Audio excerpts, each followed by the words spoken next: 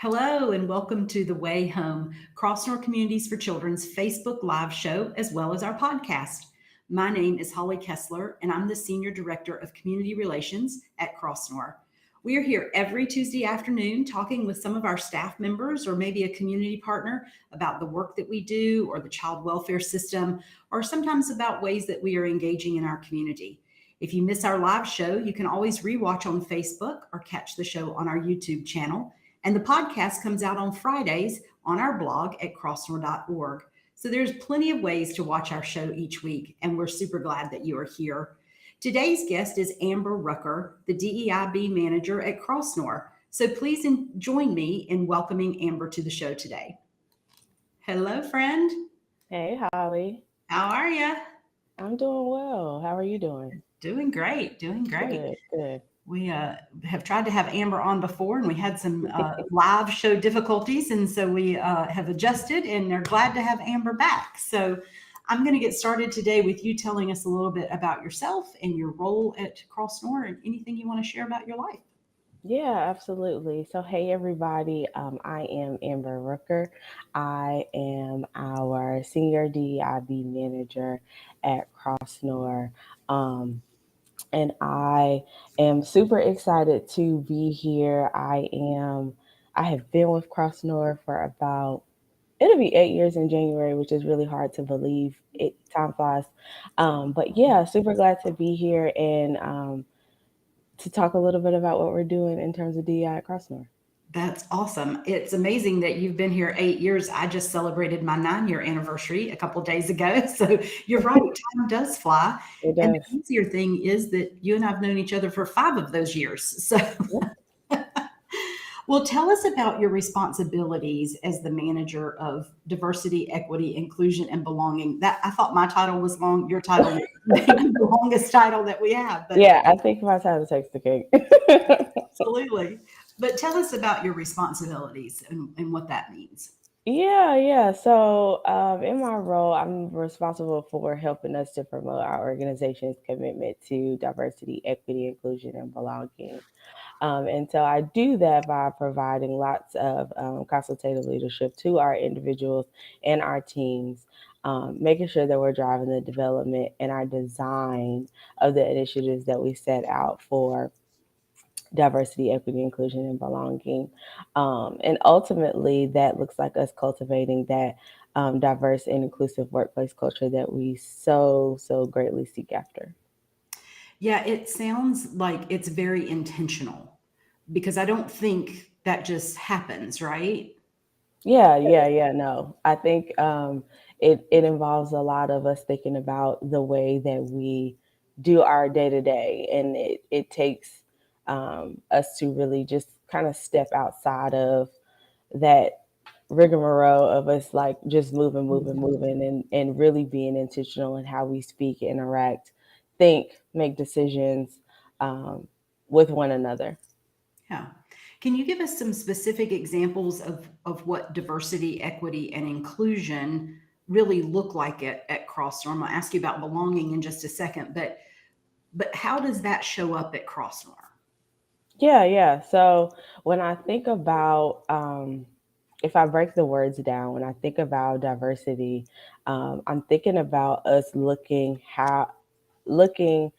at how we represent our children and our families. I'm thinking about who we have in our workforce. I'm thinking about who we're reaching in terms of the work that we do for children and families.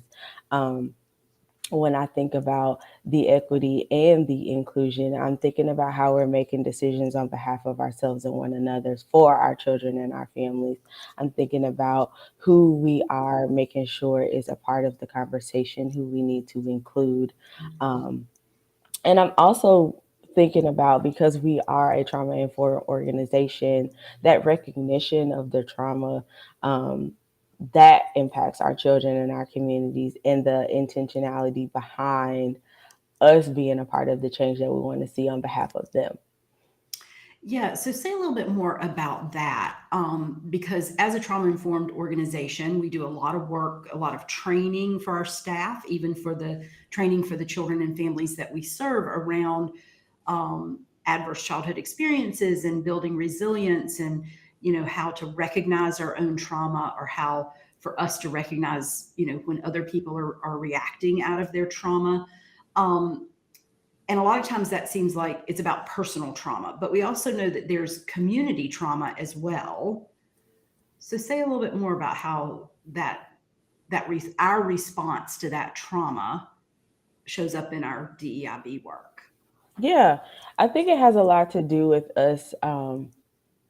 We have to first recognize that it even exists and that it is impacting us. And I think that, you know, depending on where you are, where you sit, where you're from, how you identify, what Mm-hmm. your upbringing looks like, it looks different for all of us. And so, Mm-hmm. it took some time for us to really recognize how the community impacted our organization and the work that we do, how the system impacts the work that we do, um, and us to really decide like how we're going to address that as an organization, in order to ultimately be better. Mm-hmm. Mm-hmm. Yeah. Another place that I see it kind of showing up is just in thinking about our recruitment efforts, not only for careers for employees at Crossnore, but we also recruit foster families. And so Mhm. looking for diverse foster families, foster families from all communities that look like all kinds of people, Mhm. to serve our children. Um, and to serve children that would be coming into their homes. Can you say anything about why is it important, maybe for a child of a particular race or ethnic background to have a home that shares that common culture? Yeah. I think diversity in our foster homes is super important, because ultimately it allows us to better meet the needs of our children and Hmm. families. We know that our child welfare system, our families of color are disproportionately represented anyway. And so, as our staff and as parents, it's our responsibility to show up and help eliminate those barriers. And to really think about the way that it is impacting our youth. And so, I mean, it would be ideal for you to make a match, right? But even if a match is not possible, to be able to enter into a home that is understanding of who I am as an individual, not solely based on race, but how I identify as Hmm. a human, what my gender identity is at the moment, if I am differently abled, all of those things that definitely matter into who I am as a child and how I'm going to develop as an adult. Yeah, and that was a really important point, Amber, that, sometimes we can't make a perfect match, between a child and a family, but we can train ourselves and we can train our families and we can build understanding. We can approach it with cultural humility so that we make a comfortable place for this child to come Absolutely. in. So that is a great point as well. So you're the DEIB, and B standing for belonging, manager. Why is belonging an important part? We hear a lot, I think, about diversity, equity, inclusion, but at Crossnore, we've chosen to throw belonging in there too. So why is belonging important? Yeah, I think when we think about belonging, it's about how you feel. Like when you feel like you belong, you feel that sense of connection. When you feel that sense of connection, it becomes personal. And so when I have that personal connection to where I am as an individual, I'm bringing my best self. I'm willing to take those risks. I'm willing to put my all into what I do. I'm in a sense, I'm thriving in my workplace. I'm not just checking the box. I'm not just, in my daily routine. Like I'm willing to put myself out there a little bit more. I'm willing to, ask off the wall questions. I'm willing to volunteer extra hours. Just these pieces to belonging. And it keeps me at my workplace. If I can show up as me, and that is there. All right, that's a hard word sometimes. That's a word right there. But if I can show up as my authentic self, Mhm. um, you know, I I'm giving you me. And while that is a challenge for a lot of people, is to really give you all of me at work. And, you know, but I think it leads to reasons why you have people that stay within organizations for so long because they do feel that sense of belonging. And then you have those who are, you know, they had to find their way into their belonging. And so, you know, while when we think about belonging at Crossnore, you know, we have our newer staff who are trying to find their way. And so it is a part of our responsibility to make them feel that sense of connection to the work that we do. We've got, you know, we have people who work on campus every day. We have those who are hybrid, and we have our remote community too. And so they are a part of that sense of belonging that we have. And so, you know, it is a part of our greater duty to make sure that we are putting that emphasis on belonging on top of our commitment to diversity, equity, and inclusion. Yeah, I love that. And I think for me, I think you're right. That belonging does build in loyalty. But it also helps me with work-life balance. If I Mm-hmm. feel like I belong at work, that I'm not stressed about who I am and showing up. And if I'm struggling at home, I can show up authentically and say, you know what, I'm having a hard day. And nobody's going to look down on me for that, because we accept everybody where they're at today, Mm-hmm. and we don't ask people to put on masks. And so I think that's a really important part for me too. It just helps with my work life balance, um, to feel like that I belong here, and Yeah. that I can continue to have 9 years in. I can continue to look forward to more years at Crossnore. Mm-hmm. You mentioned remote work, and of course that is a result of the pandemic. And for a year at Crossnore, other than our direct care folks, our cottage parents, and our foster parents, we all worked from home for a Mm-hmm. solid year.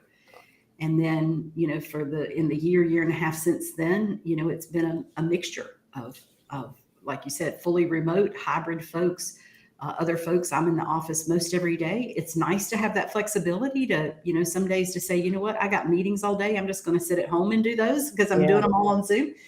But how has that affected DEIB, both positively and negatively? Because I suspect they're both. Mm-hmm. Mm-hmm. I think that it really put a spotlight on DEIB. Mhm. You know, we are forced to be at home. We are forced to, you know, we were forced indoors for Yeah. quite some time. Um, and we were also bombarded with traumatic news over and over and over and over again. And so it became something that we just could no longer ignore or tolerate. And I think you know, while DEIB isn't a new thing, right? It just, again, like I said, it spotlighted in the workplace. You know, people began to, um, you know, with COVID, it really highlighted lots of the disparities that are happening amongst different communities. And Mhm. so I think that was like, I guess, a start to, we've got to figure out how to, you know, better our society, better our Mhm. workplaces. You know, I recognize who I am, how I show up in the workplace, and I'm also recognize what I'm willing to tolerate versus not. And so I think there was a lot of that happening, and Mhm. we, you know, because we seek that sense of belonging, we spend a lot of time in our workplaces. A lot of people sought for their workplace to respond, Yeah. right? Like I spend more time at work than I do in my own Oh, home, right. right? And so, you know, At you least seek, waking hours. yeah, for sure. Yeah. And so you seek out you want to think like, hey, my workplace is aware that I am impacted by this, and that, Mhm. you know, we can be in community together, and like how much more can we live out our commitment Mhm. of community when we are struggling, when times are hard, when, you know, we're experiencing trauma together, right? This the pandemic didn't just impact one group, it impacted many disproportionately, for sure, Sure. but, you know, it impacted many. And so, um, you know, even with remote work, it gave room for greater flexibility, accessibility to training, learning opportunities. So I think that was like the positive piece. um, Mhm. I also think that remote work helped with um, the how we show up too. Mhm.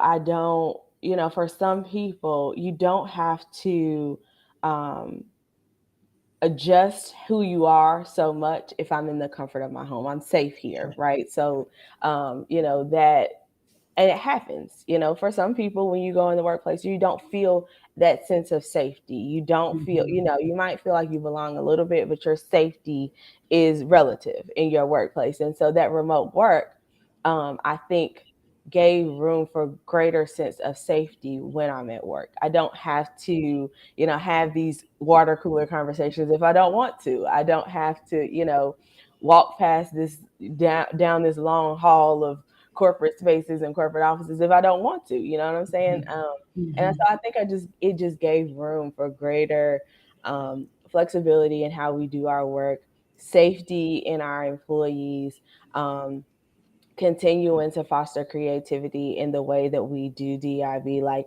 we have to think about how we even engage our remote staff, Yep. and what does it look like to connect. It looks a lot different. I think, as I think our organization is very peoply, right? We love to see each other, we love to be in each other's spaces and faces, and it was hard on us to figure that out. And so, I think um even with the remote workplace, we had to think about what that looks like from Mhm. a different lens and how it impacts different groups of people. Yeah. And so, yeah. Yeah, yeah, I agree with you. I think one of the positive things that I saw was it was interesting as we're all sort of doing remote work. You get a little bit of a glimpse into people's homes. If Mhm, kind of depending on where they're sitting and what's going on behind them. We've all seen those funny videos on YouTube of children wandering into the room or mhm, animals or whatever. But we also I think about some of the things that our staff care group has done here at Crossnore that we've been able to do online mhm. because we're spread out across the western part of the state. And just recently, for instance, when we did the empanadas with Marissa Bell, that was like a cooking class that we all did at home. So Yeah, we're all on Zoom, but I can see everybody's kitchen and what we were drinking. We're all holding our little glass of wine. So like that's just an interesting view into other people's lives that we don't get in the office. exactly. Yeah. So you mentioned training, and I think that was one of the things, coming out of the remote work or during our remote work. And as we put our spotlight and attention kind of on DEIB, we were able to do some training that we might not otherwise have done. So could you tell Mhm. us a little bit maybe about the equity impact circles and some of the work that we've done with Dr. Lewis at Wheelhouse Global? Yeah. So we began our conversation with our equity impact circle. Shout out to CBI, Yes. Community Building Initiatives out of Charlotte, North Carolina.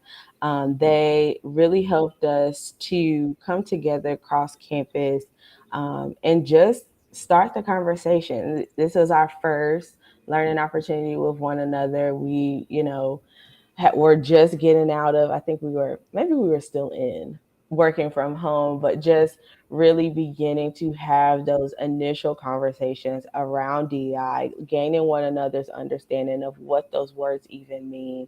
How does it show up in a child welfare space?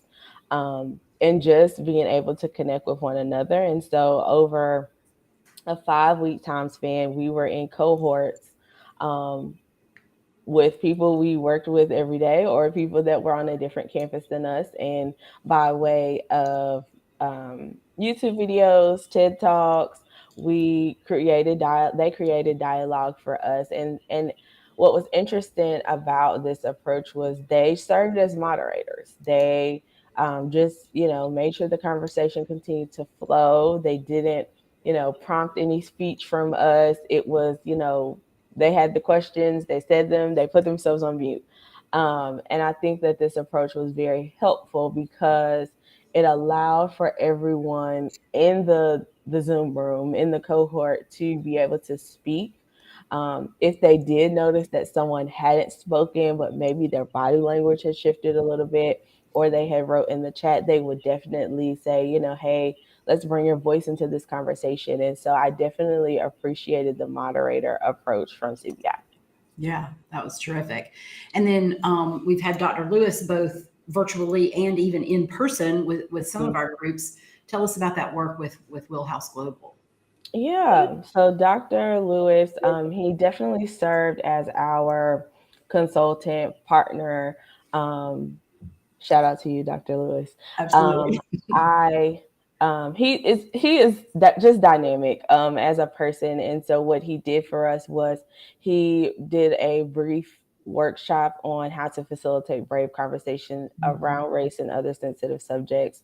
And so sensitive subjects are what you may make it, but just the focus was again to be able to continue the conversation, feel as though you are equipped to have them, what that looks like to facilitate versus to participate. And so, again, back to that moderator piece, what that looks like, feels like. And then he also curated a leadership retreat for our senior leadership team, our leaders at Crossnore. And so that just kind of looked like us exploring what belonging was. And as a leader, what your role in that is. And, we really he also definitely assisted in a lot of our strategic planning around diversity, equity, inclusion, and making sure that it is in alignment with our current strategic plan. And so, yeah, he definitely was in the Zoom rooms and he was on campus. And so we are definitely grateful for that partnership as well. Absolutely. And I was able to participate in all of those things that you mentioned, which was just really, really impactful for me. And one of the most eye-opening things for me was that leadership retreat with Dr. Lewis and some of the videos that he showed us that really just challenged things that I just been taught growing up, as a white person in the South, that are just not right. Just that I was just taught the wrong thing, and never thought to question it, because it's what you're taught, and so it was super, super impactful for me personally, to learn that some of the stuff I'd been taught was just not right, and then Yeah. to think about questioning other things and being able to talk about those in an open manner, Yeah. was really amazing. Yeah. And I think a lot of this work is about challenge and just being able to, even as an organization, it is challenging, just to be able to make this shift and rethink about, I've been in this role for 10 years. Like, how am I supposed to rethink, and it's challenging. But being able to commit to that challenge for the betterment of ourselves, our work community, and our children and families that we continue to serve. Yeah, absolutely. Well, what do you think is the best way to approach a coworker who maybe is from a different background, to get to know them better, to gain understanding? How does that work out, sort of in practicality? Yeah. I think that the best way is just you have to start with acknowledging that there is difference that sits between the two of you. Hmm. We even think about it from like a therapeutic standpoint. You got a therapist and a client, they're acknowledging those differences immediately. Hmm. Being able to like lean into that discomfort, right? Like, if I don't, I might know you just in passing by, or we've sat in a few meetings together, but I don't really know you. And so what does that take? Are we going to meet at the picnic table and have lunch? Are we going to have like a coffee chat via Zoom? And just being able to take that step and put yourself out there, being able to confront those feelings. So like, you get tingly under your arms or your feet or things like that. Recognize what that is. What is making me uncomfortable right now? Um, Listening to those bodily responses that are happening, and then educate yourself, right? Like, if you meet someone from a different background and maybe you talk a little bit about background, but they mention like holidays or traditions or a religion that you're just not familiar with, take the extra step to educate yourself. There are plenty of podcasts, YouTubes, but just in approaching a coworker from a different background, it is not their responsibility to educate you on them, Mhm. right? You know, while you're trying to get to know them or learn a little bit more about them, everything that they are identity wise, where they're from, that's not their responsibility to educate you. You know, it is up to you to be able to go the extra mile.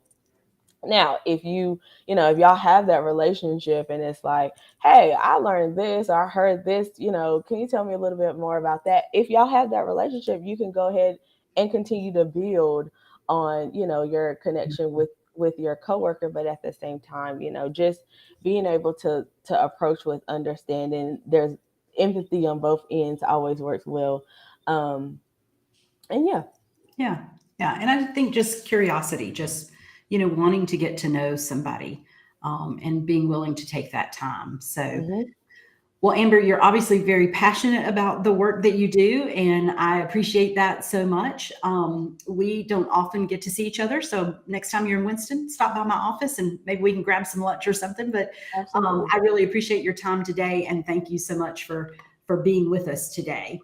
Thank you so much, Holly. It was a pleasure to be here. Absolutely.